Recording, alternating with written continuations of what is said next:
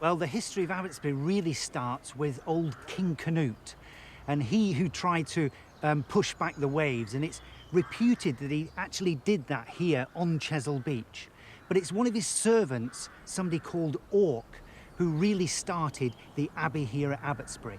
He married somebody called Toller, and she owned land, so Orc and Toller came here to Abbotsbury and they decided to start a monastery, and that was in about 1044.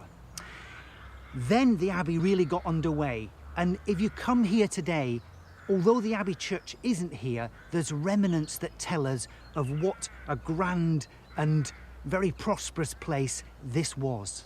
You say it was grand, you say it was prosperous, but just how big? Well, if you look at the tithe barn, there's only half of it still standing, but it's a magnificent structure. And it's built of stone, which was quite rare in those days.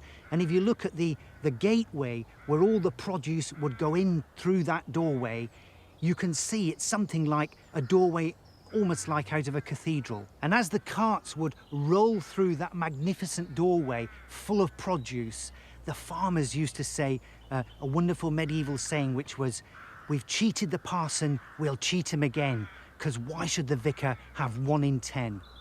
And a tithe, the name tithe barn, comes from the fact that those farmers set around here had juice directly to the abbey. Consequently then, the abbey must have been very, very rich.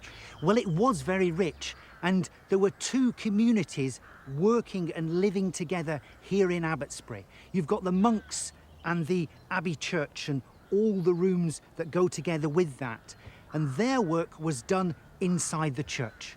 And then the villagers who lived here in Abbotsbury, they were the tenant farmers, they were the peasants, and they worked the fields and brought in the produce for the abbey.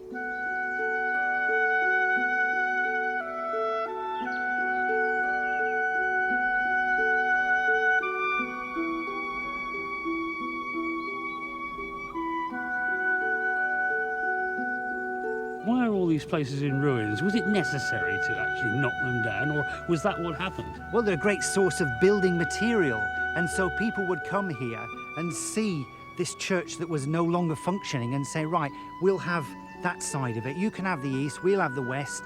In would come the carts, down would come the stone, and off would go the church in pieces. And if you look around Abbotsbury, if you look up and down the high street, you can see parts of this abbey church set above the doorways, by the side of the windows. There's carvings all through this village. Well, one thing which thankfully is still standing intact is the church.